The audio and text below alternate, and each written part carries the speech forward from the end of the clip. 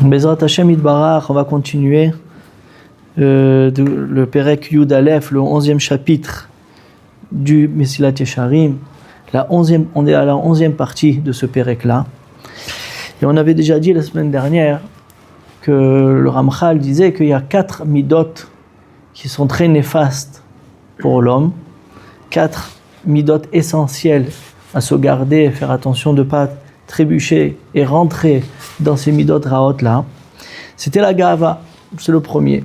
Et c'est le shiur de la semaine dernière, on avait bien expliqué ce que c'était la gava, pourquoi pas, il ne faut pas s'enorgueillir. La deuxième mida ra'a, c'est le ka'as. Et c'est de ce qu'on va parler Bezrat Hashem aujourd'hui, le lien du ka'as. Le ka'as, c'est s'énerver, l'énervement. Alors, Bémet, pas tout le monde comprend quel est le problème. Quelqu'un il s'énerve. Après il s'est calmé. On ne voit pas le problème. Et aussi dans la Torah, on ne voit pas que c'est marqué, c'est interdit de s'énerver. Et pourtant, Chazal, ils nous disent que celui qui s'énerve, c'est comme si il fait Avodah Zara, Chaz v'Shalom, Mamash. C'est comme s'il fait Avodah Zara, des choses des très qui peuvent abîmer complètement la neshama de l'homme. Et il faut comprendre pourquoi ce ka'as il est tellement grave. Alors regardez, il y a le Chod Sadikim, il dit que comme il y a une maladie, des fois des maladies dans le corps, des fois quelqu'un il a une maladie que dans un membre. Ce membre-là il est faible, mais tout le reste du corps il travaille bien, il est fonctionnel. Mais il y a des fois des maladies, chas v'shalom, qui paralysent complètement tout le corps. Tout le corps, il est fragile, il est fragilisé. Et l'homme, il avance, de toute façon, et son corps, il périt tout doucement. Parce que tout son corps, il est paralysé, il dit le Chod Tzadikim, le ka'as, il fait partie des machalot, ça veut dire des maladies de la neshama. C'est pas une maladie du corps, mais c'est une maladie de la neshama que Bémet, elle rend malade, elle affaiblit toute la neshama, toutes les parties de la neshama. Comme on dit que dans le corps il y a 248 ramach evarim, il y a 248 membres. Aussi dans la neshama il y a 248 parties et encore 365 l'otaasé, 365 parties. Toutes ces parties-là, au moment où l'homme il s'énerve, toutes ces parties-là, ils sont abîmées. Tout le corps entier, le nefesh de l'homme, il devient abîmé. Il s'abîme. Et comme ça, Bémet, il dit le Zohar Kadosh, Parashat Tetzavé, il dit que quand quelqu'un il fait une avéra, alors chaque avéra qu'il fait, elle endommage dans la neshama de l'homme une partie. Et il devient tamé, il devient impur dans cet endroit-là à cause de l'avéra qu'il a fait. Mais il dit le Zohar Kadosh, le ka'as, quand quelqu'un il s'énerve, il impurifie toute sa neshama. Tout son corps, toutes les parties de sa neshama et de son corps, il devient impur. Il devient pashut tamé ikra. Il devient tamé ce ben Adam là. Comme ça il dit le Zohar Kadosh. Donc Bémet, le ka'as, c'est quelque chose de très grave, mais il faut le comprendre, qu'est-ce que c'est Bémet. Alors il est marqué aussi dans la Gemara de Nedarim que celui qui s'énerve, au même moment où il s'énerve, kol mine geinam sholtimbo. Vous savez le geinam, ce que c'est le geinam? Le geinam, après quelqu'un ce matin, quelqu'un le rentre sur toute la virote qu'il a fait. Mais là, le Chazal, ils nous disent dans Nedarim, d'Afkavbet, que celui qui s'énerve, il se trouve dans le geinam, déjà dans ce monde-là.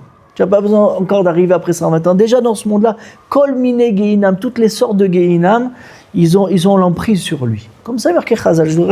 Je vous mentionne ce qui a marqué dans la Gemara Nedarim. Il y a marqué aussi dans la Gemara Nedarim que celui qui s'énerve, et sur chaque chose, chaque chose ça l'énerve, et il s'énerve Bémet. C'est une preuve qu'il a plus d'averot que de mitzvot. Comme ça, il dit la Gemara dans Nedarim. Si quelqu'un il veut savoir s'il a plus de mitzvot ou d'averot, qu'il regarde s'il s'énerve ou pas. S'il s'énerve, ça veut dire qu'il a plus d'avirot que de mitzvot. Comme ça, le Chazal, ils nous disent nos sages. Et aussi, la Gemara, elle dit là-bas, et sa punition, elle sera énorme. Comme il y a marqué, Gadol Chema Neso Avon, Neso Onesh. Il y a le Onesh, il est prêt à venir. Mamash, quelqu'un qui s'énerve, le Onesh, la punition, elle est prête à venir de suite. Donc c'est très grave, Rabotai. Alors quel est le problème de s'énerver? Quel est le problème? Qu'est-ce que Chazal, ils ont vu à l'intérieur de cette mida, qu'elle est tellement néfaste, qu'elle est tellement arsanite, qu'elle détruit l'homme complètement, tous ses évarim, toute sa neshama, elle est détruite. Pourquoi? Alors il faut savoir à Botaï que la raison de l'homme, la yashrut, la droiture de l'homme, c'est parce que l'homme, il est connecté avec Hashem Yitbarach. Et comment Kadosh Baruch Hu, il est yachar, il est tzaddik, il est chassid, toutes les bonnes mitzvot, et toi, tu es mekouchar, tu es lié avec Hashem Yitbarach, tu te conduis comme lui, comme on avait parlé souvent dans les parachiotes, tu te conduis ma'u rachum afata rachum, ma'u chanun afata chanun, comme Hashem il a pitié, toi aussi tu as la pitié, tu es mechouba. Mais tout ce lien-là que tu peux avoir avec Hashem, c'est que parce que tu ressembles à Hashem, et que tu as une nefesh ruach neshama en toi. Tu as un nefesh, d'accord? Tu as le ruach, tu as le souffle de vie d'Hachem, et tu as la neshama d'Hachem, tu as l'âme. Tout cette ruchaniut que tu as en toi, chaque homme, Yehudi, il a ces parties-là. Ces parties-là, ils font que tu es mechoubar avec Akadosh Baruch Hu, et de là, tu as la raison, la yashrut, les midot d'Akadosh Baruch Hu. Mais maintenant, quelqu'un qui s'énerve à Botaï, eh ben, Chazal, ils disent qu'il est comme quelqu'un qui s'est saoulé, qui a bu, et qu'il s'est saoulé. Et qu'est-ce que ça fait quand quelqu'un se saoule? Il perd son da'at, il perd son contrôle de lui-même. Pourquoi? Parce qu'il perd son da'at, il perd le moire, il perd le da'at, son savoir, il perd tout. Et on voit des gens qui se saoulent, et ils peuvent se rouler par terre dans leur vomi, d'accord, sans trop s'allonger sur ça. Chacun il sait qu'est-ce que la boisson peut arriver à faire à l'homme. Et il peut faire même des grandes erreurs et des choses très très graves, et frapper des gens, et frapper sa famille. On voit que ça c'est quelqu'un qui est shikor. Chazal, ils disent, eh ben quelqu'un qui s'énerve, la même chose. À cause qu'on l'a touché sur son kavod, donc sa gava, elle va se réveiller. Son orgueil, elle se réveille. Et l'homme, il sort de lui. Comme ça, on dit en français, Bémet. Quelqu'un, il a dit, je suis sorti de moi, il s'est énervé. Ça veut dire que tu es sorti. Oui, Bémet, tu es sorti de toi. Tu n'es plus toi-même. Tu es comme quelqu'un qui est sous. Un soulard. Mamash. Parce que tu as perdu la raison. Et ton kavod, il a fait que tu as perdu ta droiture, ton savoir et tout ce que tu as avec. Mais quelqu'un de grand sadique, ils disent Chazal, même quelqu'un qui est tzaddik gadol, on va le voir dans la suite, il peut arriver à des choses catastrophiques s'il s'énerve. Même que tu es plein de Torah, que tu as étudié toute ta vie, tout ça ne change pas. Si quelqu'un ne se garde pas du kaas, il peut perdre ça. Et c'est ça qui dit le Zohar, Bémet. Pourquoi? C'est ce qui te garde à l'intérieur pour que, Bémet, que le rat, le mal, le samermem, le satan, il s'infiltre en toi. Pourquoi? Il veut toujours s'infiltrer en toi et te faire fauter. Mais grâce à ta neshama, nefesh ruach neshama que tu as et ta raison que tu as, eh ben ça le repousse. Tu es tellement kadosh avec son nefesh ruach neshama que le yetzer hara, il n'a pas d'emprise sur toi. Mais une fois que quelqu'un il s'énerve, alors il perd son nefesh ruach neshama, la neshama elle s'évade de lui, elle part. Et même elle est nitmet, même elle s'impurifie. Et là, tu es donné à ton yetzer hara parce qu'il n'y a plus de protection. Et là, le Ben Adam peut arriver à les plus grandes catastrophes qu'il peut avoir. C'est ça qui se cache derrière ce kaas. Le kaas, il te fait perdre ta rouchaniyut, il te fait perdre toute ta spiritualité. Parce que tu es sorti de toi, tu es devenu quelqu'un d'autre, et tu peux arriver à les plus grandes catastrophes qu'il peut avoir. Et là, le Satan, il peut faire ce qu'il veut de toi. Et on voit, il y a des gens qui s'énervent, ils cassent, ils arrivent à des choses. Et puis, qu'est-ce qu'on voit au Botaï? Qu'après que le casse, il est parti, après que l'énervement, ce qui est énervé, il est parti, il regrette. Oh, qu'est-ce que j'ai fait? Dis-moi. Et au moment où tu t'es énervé, tu n'as pas vu ça? Non, il ne pouvait plus voir. Il ne pouvait plus rien voir du tout, parce qu'il n'avait plus la raison, il n'avait plus la neshama en lui. La neshama est partie, donc il est arrivé à toutes les catastrophes possibles. Le yetzer hara, il a pris place chez lui. Il dit, le Rav Grunsberg, à Bota, il y a quelque chose de magnifique, il dit, c'est un machal, il dit que c'est comme, tu as un verre de vin, et ce verre de vin, il y a de la lime qui est au fond du verre. Elle est tombée au fond. Tant que la lie elle est au fond, tu peux boire le vin, est très bon, très très bon. Et quand tu arrives à la fin, tu laisses. Mais si quelqu'un il vient, il secoue le verre, et toute la lie qu'il y a dans le vin, elle va se mélanger, tu peux plus boire bichlal. Il dit c'est bidiouk la même chose. Quand quelqu'un il s'énerve à Botaï, toutes les mauvaises midotes qui sont endormies en lui vont se réveiller. Parce que le Yetzer Hara, il va rentrer en lui et il va réveiller toutes les mauvaises midotes qu'il a. Il devient un mouchrat. Il devient un Baal Mashrit. Pourquoi ? Parce que toutes les mauvaises midotes ils vont se réveiller. Toute la lie qui est à l'intérieur de lui, que c'est les saletés, les résidus qui sont à l'intérieur de lui, ils vont se réveiller et il va avec ça, avec son énervement, il peut arriver des catastrophes. C'est bidiouk, c'est ça que Rav Grunsberg il nous dit, c'est ça le danger du kaas.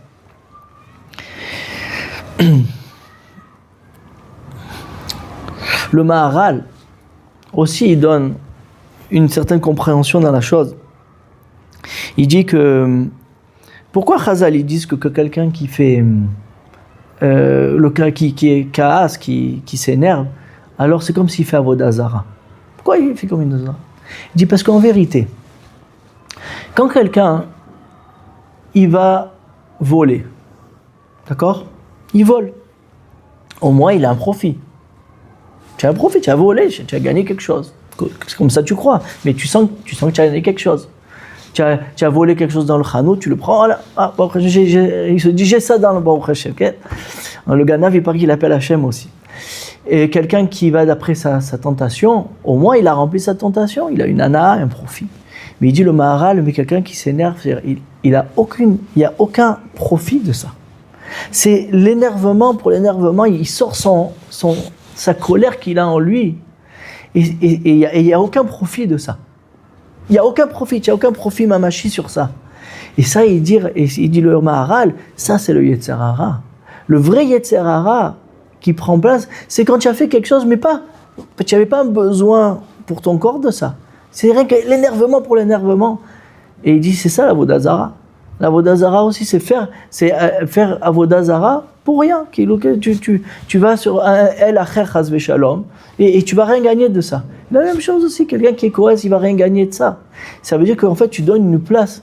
Il n'y a pas quelque chose qui donne plus de place au Yetzer Hara que quelque chose qui n'a pas de profit. Il le fait parce que son Yetzer Hara, il a réveillé, c'est tout. Vous comprenez le Inyan? Ça veut dire quand tu as une ta'ava, au moins tu as une ta'ava, au moins tu as un profit, alors on peut dire, ok, alors le Ben Adam, et le Yetzer Hara aussi s'est ajouté. Mais là, c'est que du Yetzer Hara, de s'énerver. Tu n'as aucun profit de ça, c'est que du Yetzer Hara. Donc en fait, tu as rentré en toi le plus grand Yetzer Hara qu'il peut avoir. C'est 100% Yetzer Hara, comme ça il dit le Maharal. C'est ça le danger à Botaï. Et Rab Chaim Vital, il dit, dans Sharei Akdusha, que quelqu'un qui s'énerve, et que, comme il dit le Zohar, qui s'est impurifié à l'intérieur et à l'extérieur, tout l'homme, il devient impur. Alors il dit que, même si... sachez que cette personne qui est nerveux, et qui s'énerve sur chaque chose, il ne pourra jamais acquérir de la spiritualité. Il ne pourra jamais arriver à des grands degrés dans la Torah. Jamais. Jamais. Pourquoi ? Il dit parce qu'à chaque fois tu construis avec la Torah que tu vas étudier et tu la démolis quand tu t'énerves. Comme ça il dit le Rab Chaim Vital. Tu construis, tu démolis. Tu construis, tu démolis. Donc tu vas jamais arriver à beaucoup d'étages. Tu peux pas arriver à beaucoup de niveaux. Tellement le Kaas il est dangereux, Rabotai. Et il dit qu'il devient très fa. Comme il y a une BMA, quand on lui fait la shrita, après on regarde si elle est cachère, alors on ouvre le poumon. C'est quand il dit, et on trouve un trou dans le poumon. Donc la belle BMA qui semblait tellement bien grasse et tout ça, elle devient taref, on ne peut plus rien faire avec. Il dit même cette Ben Adam, avec toute sa grandeur, toute sa neshama qu'il avait en lui, eh ben, il devient très fa. C'est comme s'il a un trou quelque part et toute la rouchaniout, elle sort par ce trou-là et il perd tout ce qui pouvait arriver, tous les degrés qui auraient pu arriver dans sa vie, il les a toujours perdus à cause de son kaas. Voilà, ça c'est le guéder du Inyan du kaas. Il dit le Ramchal qu'il y a plusieurs degrés dans le kaas. Alors il dit par exemple, il y a le kaasan, le vrai kaas, le vrai nerveux, c'est que chaque chose qu'on fait contre sa volonté, il s'énerve. Sur lui a été dit dans la Gemara que c'est comme si faire Odazara.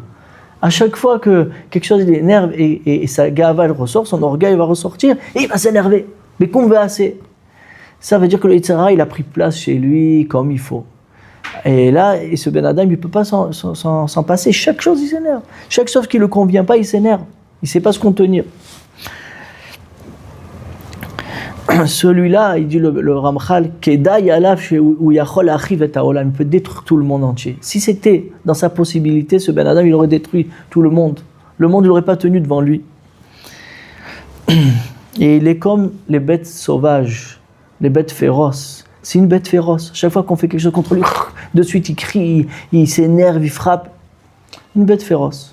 Tu n'es plus un Ben Adam, c'est pas ça. C'est pas le Ben Adam que Hachem il a créé. Hachem il n'a pas créé quand il a créé quelqu'un de Yachar qui sait se contenir. Soit tu ne sais pas te contenir. Ça c'est la darga la plus haute. Il dit qu'il y a un autre degré, qu'il y en a qui savent se contenir, mais quand la chose elle dépasse ce qui peut tenir, comme on dit, alors il va s'énerver. Alors ça il dit le Ramchal, ça aussi c'est dangereux. C'est bien quand même qu'il arrive des fois à se contenir, mais quand on le pique un peu trop, alors là il est mitparetz, il s'énerve. Ça aussi, tu peux pas t'appeler Naki, tu t'appelles pas la Nekiyut, tu peux pas t'appeler propre de la Mida du Kaas. Après il dit, il y en a un autre encore un peu mieux que ça, c'est que lui, Béhémet, il se contient, et même quand on l'énerve, il va s'énerver, mais pas, il va pas casser, il va pas frapper, mais tu le vois, il est énervé, il n'est pas bien en lui, il va partir de la maison, il va aller fumer une cigarette, il est énervé. Alors il dit aussi, le Ramchal, celui-là aussi s'appelle pas propre du Kaas.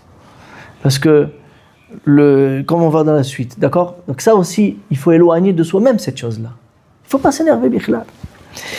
Et il y en a que, quand on les énerve, ils s'énervent, mais ils ne le montrent pas. Mais après, il se parle à lui-même et il arrive à repousser le Kaas de son cœur. Il le repousse. Il enlève l'énervement de son cœur, il se parle à lui-même et il arrive à se raisonner. Donc il ne s'est pas énervé. Et après même le Kaas, l'énervement qu'il a gardé dans son cœur, il arrive à le repousser. Et alors là, Chazal, ce Ben Adam là, Chazal il le loue beaucoup. Il dit Bolem piv bishat meriva, il sait se retenir, se contenir au moment où il y a une dispute, il sait garder son calme, il sait après ce parallèle lui-même repousser de son cœur. Magnifique. Bémet, c'est quelqu'un qui peut arriver à des grands degrés, ce Ben Adam là. Mais il y en a encore plus que ça. Il dit le Ramchal, il y a Hillel Azaken. Hillel Azaken, lui, il laissait même pas la place au Kaas de rentrer dans son cœur. Même si quelqu'un il le piquait le plus possible qu'il pouvait avoir, et à les endroits les plus régishim, ça veut dire les plus sensibles qu'il avait dans son nefesh, et bien quand même pas y réveiller en lui quelque chose. Il n'était pas makpid, il dit, c'est Akadosh Baruch Hu qui a envoyé ces choses. David Amelech aussi, il était comme ça, quand il a reçu la klala de Shimi Ben Gera. Alors, il y a Yoav Ben Tzrouya, si je me rappelle bien, il a voulu décapiter ce Shimi Ben Gera qui a maudit David. David, il lui a dit, non, ne le décapite pas, c'est Hachem qui lui a dit de me maudire. Ça veut dire que David Amelech, il s'est même pas énervé, ça lui a même pas fait quelque chose. Il était roi, le plus haut degré, dans le kavod, et quelqu'un, il vient et te méprise. Ça lui a rien fait à David Amelech, parce qu'il sait qu'il y a personne au monde qui peut me faire quelque chose si Hachem il a pas décidé. Et ça, c'est le quart de Hillel. Hillel et David Amelech et Hillel Azaken, ils réussissaient à se contenir, mais pourquoi? Parce qu'ils voyaient Hachem dans tout. Et personne ne peut venir me faire un dommage ou me parler mal, ou tout ce qu'il peut avoir, si Hachem il n'a pas décidé la chose. Donc il voyait Hachem, je vais m'énerver contre Hachem, je ne vais pas m'énerver contre Hachem. Donc même le cas, il ne rentrait même pas dans son cœur. Ça, il dit, le Ramchal, que c'est le plus grand degré que l'homme y peut arriver. Et c'est ça la Nekiyut, la vraie Nekiyut, la vraie propreté de la Neshama, que le Ramchal, il parle ici, c'est d'arriver à cette darga-là. De voir Hachem dans tout, et mais là, tu ne vas pas t'énerver. Il dit, après une Friedlander, il dit que c'est très dur de travailler quelqu'un qui est nerveux, ou même quelqu'un qui n'est pas nerveux, mais l'énervement il vient chez tout le monde. Donc tout le monde il faut qu'il se travaille, c'est pas que le nerveux qu'il faut qu'il se travaille. Tout le monde il arrive à un certain moment, un moment où ça peut l'énerver. Alors il dit le Rav Chaim Friedlander que c'est très dur de travailler sur de repousser le kaas, de le repousser, de pas s'énerver au moment.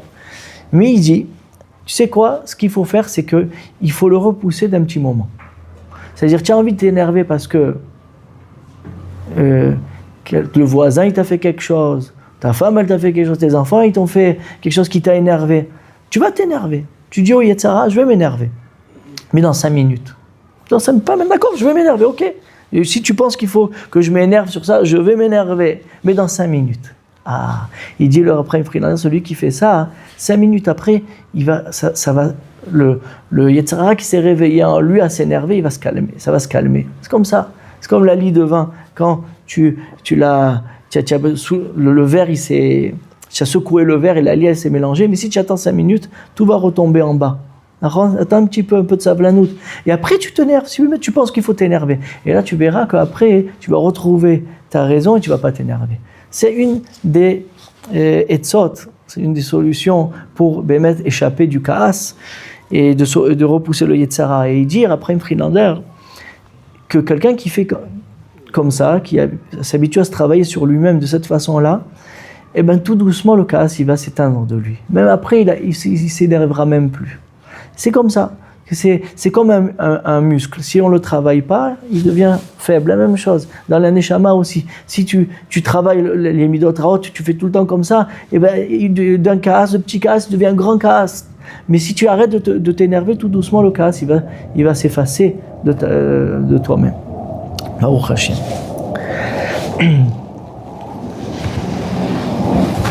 Il dit même aussi quand le Ramchal il dit ça, après Friedlander il ramène, il dit que quand même les mélamdim, ceux qui enseignent, ils veulent s'énerver sur les élèves.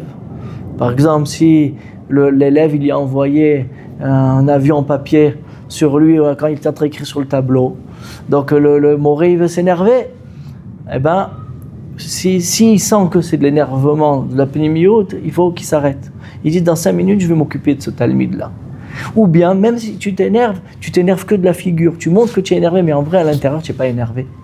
C'est ça les solutions, parce que quand le cas énervant il touche l'intérieur, là il a sakana, le ben adam il sort de lui, il sort de sa raison et il donne place à toutes les guéinam qu'il peut avoir, chas v'shalom.